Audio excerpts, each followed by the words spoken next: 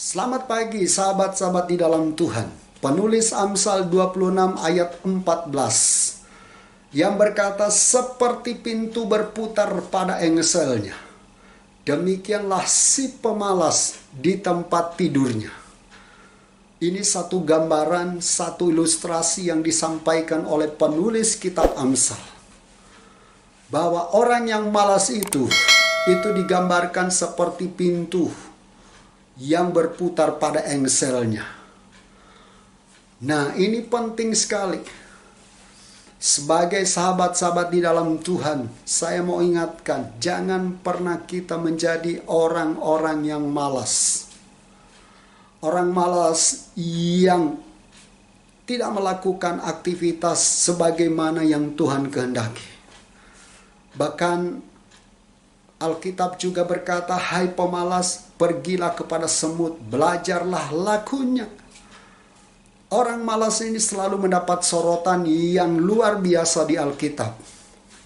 Karena memang ada orang-orang yang malas. Mengapa banyak orang terlibat kejahatan?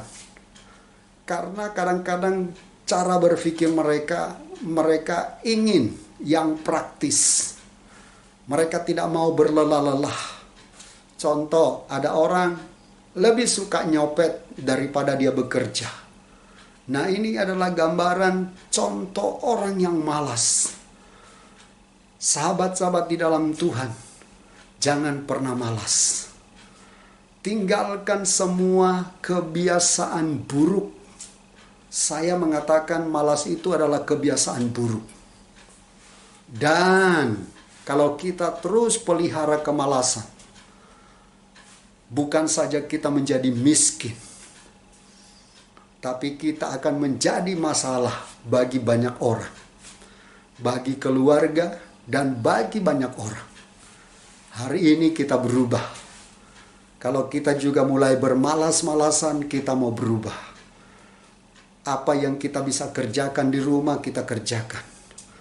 Kalau sahabat-sahabat yang bekerja di kantor, kerjakan yang terbaik. Yang bekerja di perusahaan, kerjakan yang terbaik. Yang terpanggil bekerja dan melayani di gereja, lakukan yang terbaik. Sehingga nama Tuhan dimuliakan.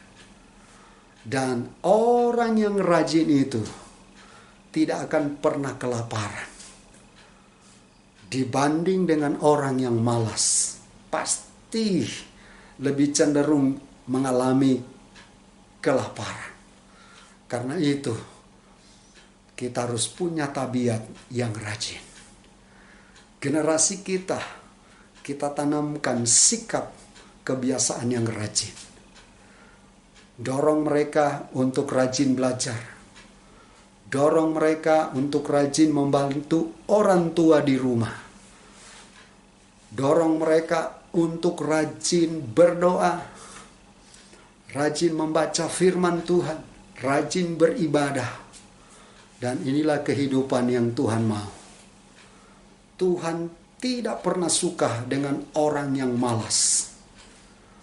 Tuhan tidak pernah tertarik dengan namanya orang yang malas. Tapi Tuhan tertarik dengan orang yang rajin. Karena itu jangan heran, kitab Kejadian mulai Kejadian 37 dan seterusnya mencatat seorang yang rajin.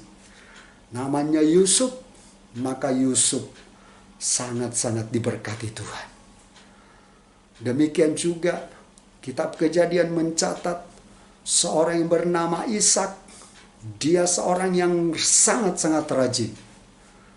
Dan dia punya kebiasaan yang baik. Dia menabur.